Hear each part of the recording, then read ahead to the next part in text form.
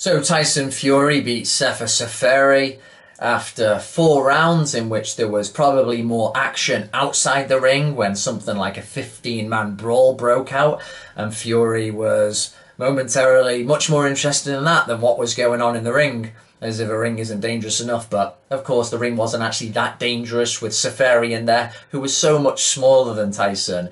It was really comical. Some people were saying it was a bit of a diss to the sport. It probably was in many ways. They were messing about too much, but they kissed to begin with, and then Fury's almost dancing in the ring. It was a real mess.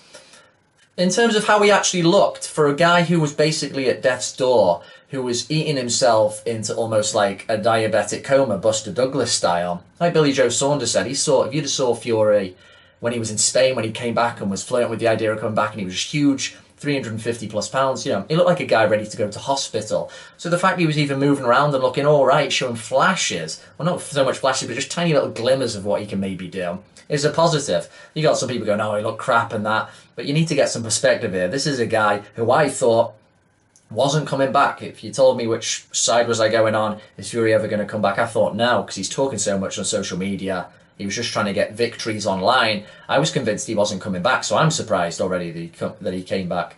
And he looked okay, considering when he put some pressure on the much smaller, basically helpless Seferi. He throws those kind of looping shots and follows up on the attack okay, He's still got a lot of weight to work off. The big question is, what's next now after that circus that if you paid to go to, you're pretty stupid.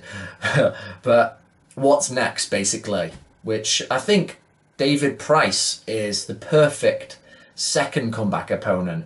This gives Pricey another opportunity to get his name in the lights and do something. And he's always entertaining because he either knocks you out or he gets knocked out 99% of the time. So, and of course he has the necessary physicality. He's basically the same dimensions as Fury, so that would look a lot better as well.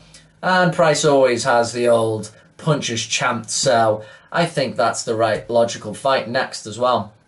Talks of Tony Bellew maybe wanting to fight Fury. He keeps mouthing off. And I think Fury would be up for it despite what he said if the right money was there and Bellew kept sounding off. But I think maybe David Price is the way to go forward, I think, in terms of what's the best next opponent for Fury as he continues to shed weight. What do you think in terms of a next best opponent? I think Pricey, giving him one last chance, the old Liverpudlian. And in terms of history, it gives Tyson the opportunity to erase the loss that he suffered, surprisingly, how much that sounds now, which he lost against Price back in the day in the amateurs.